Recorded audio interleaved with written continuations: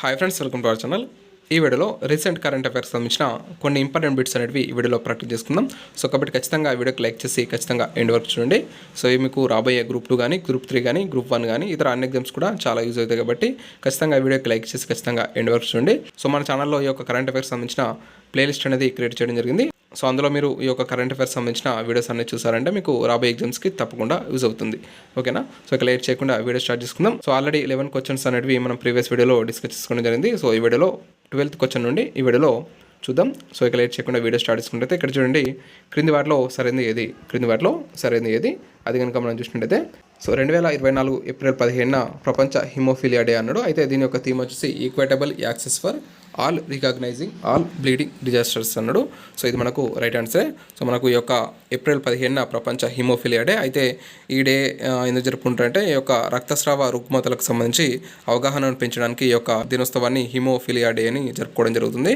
So కాబట్టి మనకు ఇది మనకు ఇక్కడ రైట్ ఆన్సరే. దీని యొక్క థీమ్ వచ్చేసి equitable access for all recognising all bleeding disasters అనేది ఇక్కడ దీని యొక్క థీమ్గా చెప్పుకోవచ్చు. ఓకేనా? సో నెక్స్ట్ చూసినట్టయితే ఆప్షన్ బి చూడండి, 2024 ఏప్రిల్ 22న ప్రపంచ ధరిత్రి దినం. సో అయితే దీని యొక్క థీమ్ వచ్చేసి ప్లానెట్ వర్సెస్ ప్లాస్టిక్ అన్నాడు. సో మనకు ఇది కూడా రైట్ ఆన్సరే. మనకు 2024 ఏప్రిల్ 22న మనకు ప్రపంచ ధరిత్రి దినంగా జరుపుకోవడం జరుగుతుంది. ఎర్త్ డే అంటాం. అయితే ఈ యొక్క దినం ఎందుకు జరుపుకుంటామంటే సో దీని యొక్క ఉద్దేశం ఏంటంటే భూమి ప్రకృతి ప్రాముఖ్యత గురించి మనకు ప్రజలకు అవగాహన కల్పించే లక్ష్యంతో ఈ యొక్క ఎర్త్ డేను మనం జరుపుకోవడం జరుగుతుంది. భూమి ప్రకృతి యొక్క ప్రాముఖ్యత గురించి ప్రజలకు అవగాహన కల్పించే లక్ష్యంతో మనకు ఈ యొక్క ప్రపంచ ధరిత్రి దినాన్ని జరుపుకోవడం జరుగుతుంది. దీని యొక్క థీమ్ వచ్చేసి మనకు ప్లానెట్ వర్సెస్ ప్లాస్టిక్. సో ఈ యొక్క థీమ్స్ అనేవి మనకు ఖచ్చితంగా చాలా ఇంపార్టెంట్. సో మనకు ఎగ్జామ్స్లో థీమ్స్ ఎక్కువగా అడిగే ఛాన్స్ ఉంది. ఓకేనా? ప్లానెట్ వర్సెస్ ప్లాస్టిక్ అనేది దీని యొక్క థీమ్, ప్రపంచ ధరిత్రి దినోత్సవం యొక్క థీమ్. ఓకే. సో నెక్స్ట్ చూసినట్టయితే ఇక్కడ చూడండి, 2024 ఏప్రిల్ 21న National Civil Service Day. So 2024 April 21న నేషనల్ సివిల్ సర్వీస్ డే, ఇది మనకు రైట్ ఆన్సర్. ఆ తర్వాత దీని యొక్క థీమ్ వచ్చేసి ఎంపవరింగ్ సిటిజన్స్ ఎన్హాన్సింగ్ గవర్నెన్స్ అన్నాడు. ఇది కూడా మనకు రైట్ ఆన్సర్. సో మనకు ఈ యొక్క ఏప్రిల్ 21న నేషనల్ సివిల్ సర్వీస్ డేను జరుపుకోవడం జరుగుతుంది. అయితే దీని యొక్క థీమ్ వచ్చేసి ఎంపవరింగ్ సిటిజన్స్ ఎన్హాన్సింగ్ గవర్నెన్స్ అనేది దీని యొక్క థీమ్గా చెప్పుకోవచ్చు. Okay.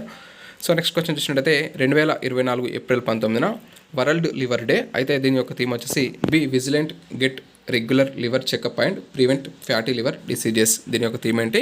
B vigilant, get regular liver checkup and prevent fatty liver diseases అనేది దీని యొక్క థీమ్గా చెప్పుకోవచ్చు. సో మనకు వరల్డ్ లివర్ డే ఎప్పుడంటే ఏప్రిల్ 19గా చెప్పుకోవచ్చు. సో ఇక్కడ మనకు అన్నీ కూడా రైట్ ఆన్సర్ కాబట్టి ఏబిసిడి అన్ని కూడా రైట్ ఆన్సర్ కాబట్టి ఆప్షన్ 1 అనేది ఇక్కడ మనకు రైట్ ఆన్సర్గా చెప్పుకోవచ్చు. ఆప్షన్ 1. ఓకేనా? సో నెక్స్ట్ క్వశ్చన్ చూసినట్టయితే సో నెక్స్ట్ ఇక్కడ చూసినట్టయితే ఇటీవల ఏ దేశం ఇజ్రాయెల్పై ఆపరేషన్ ట్రూ ప్రామిస్ పేరుతో 300 డ్రోన్లు అలాగే క్షిపణులను ప్రయోగించింది. సో మనకు ఇటీవల ఏ దేశం ఇజ్రాయెల్పై ఆపరేషన్ ట్రూ ప్రామిస్ పేరుతో మనకు దాదాపు 300 డ్రోన్లు క్షిపణులను ప్రయోగించిందంటే మనకు దీనికి సంబంధించిన ఆన్సర్ వచ్చేసి ఇరాన్. సో ఇరాన్ దేశం ఇటీవల ఇజ్రాయెల్పై ఆపరేషన్ ట్రూ ప్రామిస్ పేరుతో దాదాపు 300 డ్రోన్లు అదేవిధంగా క్షిపణులను ప్రయోగించడం జరిగింది. ఓకేనా? సో దీనికి సంబంధించిన ఆన్సర్ ఆప్షన్ 4 అనేది ఇక్కడ రైట్ ఆన్సర్గా చెప్పుకోవచ్చు.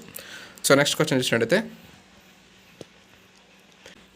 2021లో ఏర్పాటై ఆస్ట్రేలియా, యునైటెడ్ కింగ్డమ్ అదేవిధంగా అమెరికా సభ్య దేశాలుగా ఉన్న ఆకస్ కూటమిలో ఏ దేశం నూతనంగా చేరనుంది? సో 2021లో ఏర్పాటై ఆస్ట్రేలియా, యునైటెడ్ కింగ్డమ్ అదేవిధంగా అమెరికా సభ్య దేశాలుగా ఉన్న ఈ యొక్క ఆకస్ కూటమిలో ఏ దేశం నూతనంగా చేరనుందంటే దీనికి సంబంధించిన ఆన్సర్ వచ్చేసి మనకు జపాన్. సో మనకు ఇక్కడ జపాన్ అనేది దీనికి సంబంధించి రైట్ ఆన్సర్గా చెప్పుకోవచ్చు. ఓకేనా? సో నెక్స్ట్ క్వశ్చన్ చూసినట్టయితే సుమారు 538 చదరపు కిలోమీటర్ల విస్తీర్ణంలో ఉన్న ప్రపంచంలోని అతిపెద్ద పునరుత్పాదక ఇంధన పార్కును ఈ యొక్క అదాని గ్రీన్ ఎనర్జీ లిమిటెడ్ ఏ రాష్ట్రంలో నిర్మించడం జరిగిందంటే గుజరాత్ అనేది ఇక్కడ మనకు రైట్ ఆన్సర్గా చెప్పుకోవచ్చు. గుజరాత్లో నిర్మించడం జరిగింది. ఓకే. సో నెక్స్ట్ క్వశ్చన్ చూసినట్టయితే డస్టలిక్ 2024 మిలిటరీ విన్యాసాలు ఏ దేశాల మధ్య జరుగుతాయి? డస్టలిక్ 2024 మిలిటరీ విన్యాసాలు ఏ దేశాల మధ్య జరుగుతాయి అంటే మనకు దీనికి సంబంధించిన ఆన్సర్ వచ్చేసి ఇండియా, ఉజ్బెకిస్తాన్ అనేది ఇక్కడ రైట్ ఆన్సర్గా చెప్పుకోవచ్చు. సో నెక్స్ట్ క్వశ్చన్ చూసినట్టయితే ప్రపంచంలోనే మొదటిసారిగా మెనింజైటిస్ వ్యాధి MEN5CV లేదా MEN5గా వ్యవహరిస్తున్న వ్యాక్సిన్ ఇటీవల విడుదల చేసిన దేశం ఏది? సో మనకు ప్రపంచంలోనే మొదటిసారిగా మెనింజైటిస్ వ్యాధి MEN5CV లేదా MEN5గా వ్యవహరిస్తున్న వ్యాక్సిన్ విడుదల చేసిన దేశం ఏదంటే మనకు నైజీరియా అనేది ఇక్కడ రైట్ ఆన్సర్గా చెప్పుకోవచ్చు. Okay. So next 18th question చూసినట్టయితే క్రింది వాటిలో ఇటీవల ఏ దేశం హిందీ రేడియో బ్రాడ్కాస్ట్ను ప్రారంభించింది? హిందీ రేడియో బ్రాడ్కాస్ట్ను ప్రారంభించిన దేశం ఏంటంటే ఇటీవల కువైట్ అనేది దాని యొక్క 60వ వార్షికోత్సవం సందర్భంగా ఈ యొక్క హిందీ రేడియో బ్రాడ్కాస్ట్ను ప్రారంభించడం జరిగింది. ఓకేనా.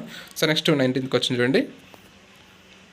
2024 నుంచి ప్రధానిగా కొనసాగుతున్న ఏ దేశ ప్రధాని లీసియాన్ లుంగ్ త్వరలో బాధ్యతలు నుంచి వైదొలుతున్నట్లు ఇటీవల ప్రకటించారు? సో మనకు ఈ యొక్క సింగపూర్కు చెందిన మనకు లీసియాన్ లుంగ్ త్వరలో బాధ్యతల నుంచి వైదొలుతున్నట్టుగా ప్రకటించడం జరిగింది. లీసియాన్ లుంగ్ అనే అతడు సో ఏ దేశం యొక్క ప్రధాని అంటే సింగపూర్. ఇతను మనకు త్వరలో వైదొలుతున్నట్లుగా ప్రకటించడం జరిగింది. ఓకేనా.